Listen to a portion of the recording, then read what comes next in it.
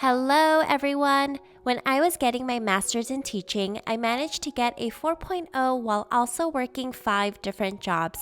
If I can do it, you can do it. So here are my study tips to help you succeed in school. If you have a notebook or a piece of paper, please write down these tips and try it sometime this week if you're studying for something.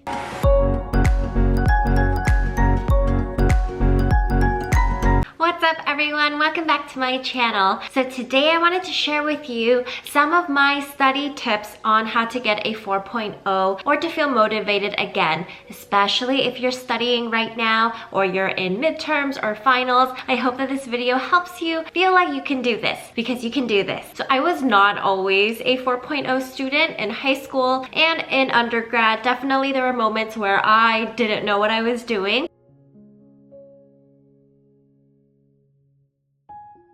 But in grad school was when I really got things together and was able to get a 4.0 the entire time I was there. These are the things that I learned about myself, and hopefully it helps you. Number 1, you want to prioritize your due date. So make a to-do list of all the assignments that you have and put it in order based on the due date. Usually I'll write down Monday through Friday in my notebook, but if you have to write down Saturday and Sunday too, that's fine. Then I put a star and write down what I need to turn in that day. Then I write a line for my to-do list and all of the things I need to get done in order to stay on top of things. Now, I know it may seem common that everyone would do the assignment that's due first, but sometimes we tend to do the things that are easier or the things that we want to do, but prioritizing the time is really important because you want to turn in everything right on time. So do not bank on turning in something late. That should never be an option. You want to get the most points that you can by turning it in on time. You also should not be ditching class because some teachers also take points off if you are not there. 4.0 students don't even think about missing class. They make it a priority to go to every single class to ensure that they listen to whatever the teacher is talking about that day. I am also an elementary school teacher, and so I have seen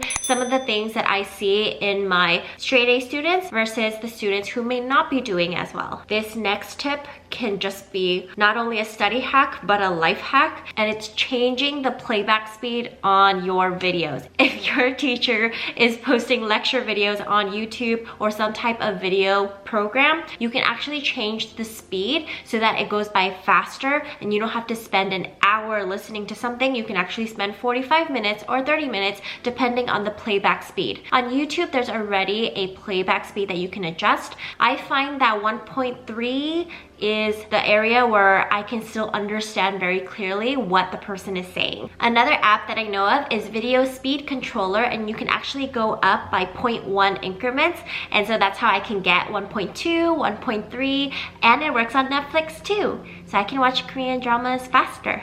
For example, I watched a 16-hour Korean drama in about 12 to 13 hours, watching it at 1.3 and 1.4 speed. I know, amazing. Number 3 is you want to be mindful of your environment. Make sure that you are in a space that you can concentrate and really take in the information, but also using tools to help you to make sure you can work wherever inspiration sparks for you. This video is sponsored by Logitech. The Logitech MX Anywhere 3 mouse allows you to get things done anywhere without sacrificing performance. In the office, at home, in the kitchen, the bedroom, anywhere.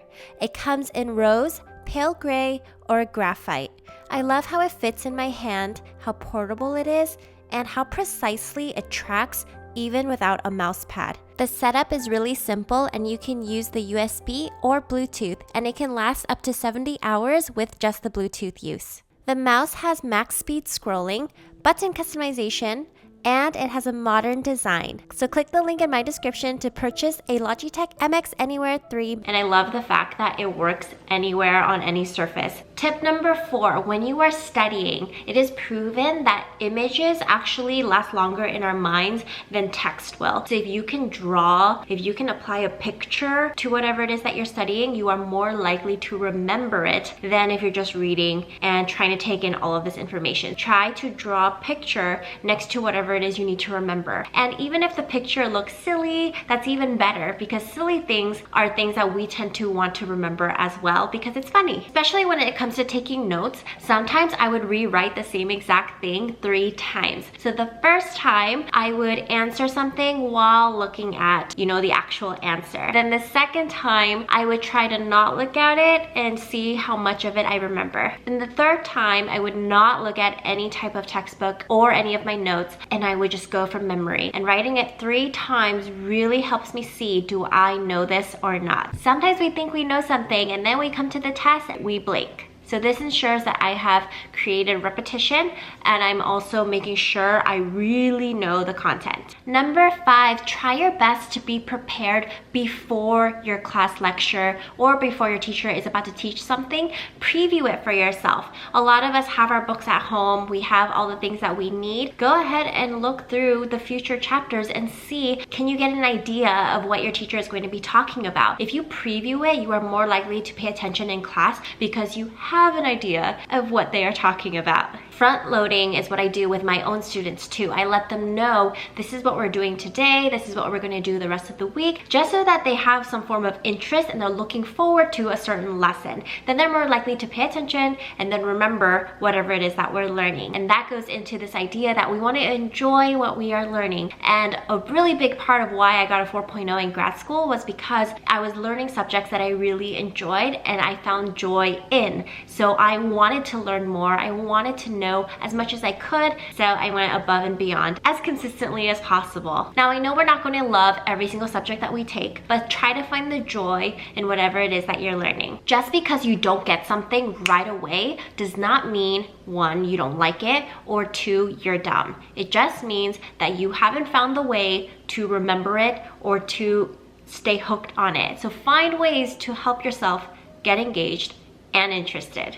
Number 7 is one of the things that I took for granted when I wasn't doing my best, and that is to go to the teacher. Go to their office hours. Go ask for help, especially from the people who are making the test and who are testing you and giving the grades. When they see that you actually care enough to take extra time to ask for help, ask questions, and figure things out, they're going to see that you actually are trying. If your teacher gives you a study guide, finish the study guide before the day of the test. I used to finish the study guide on the day of the test, and it doesn't give me enough room to ask questions if I don't know the actual answer to something. So make sure you finish all your study guides before and you have enough time to ask questions. Number 8, repetition. Not only in your notes, but also in listening. So if that means listening to a lecture video again, and you change the playback speed and you speed it up a little bit and you listen to it 2 or 3 times, it's most likely going to stick. And you're saving time because you changed the playback speed. Number 9, try to study with other people in the class, whether that's Google Meet, Zoom, Hangout, whatever it is. Try your best to study with other people because that discussion that you have is going to help you remember whatever it is that you're learning. You can also ask your peers if you feel uncomfortable asking a teacher for help. One of the best ways to figure out if you really know something is, could you actually teach this? Could you teach whatever it is that you're learning? And if your answer is no, then you need to know enough about it where you feel like you could tell someone else and explain it to them in a thorough way. That's when you know you've really gotten the subject. Try to get to that point by talking to friends, talking to people, and in a study group. Number 10, managing your time. So watch how long it takes you to do something. If it normally takes you 6 hours to write a 3-page paper, then you need to be mindful of how are you spending your time? How are you really spending it? Are you spending 5 hours researching and then 1 hour writing? Or are you having writer's block? Something that I always do when I'm about to start writing is I read the prompt 3 times. I also really like the number 3 and writing it 3 times. So I read it 3 times and I try to map out in my head what exactly do I have to do in order to make sure I stay on topic, stay on task, and do whatever it is the professor asked me to do. Then I'll spend an hour researching, getting all the links and organizing myself, and then I'll start writing. All in all, studying does take a long time, but it really helps if you enjoy it. That means emailing a friend and saying, hey, do you want to study for this test together? Or if it means finding a song or a game or a riddle that you can make out of whatever study material you have, it's going to make it more enjoyable. If you like music, If you like drawing, apply all of that into your study habits and make it enjoyable. If you like what you see, please like and subscribe, and I'll see you later. Bye!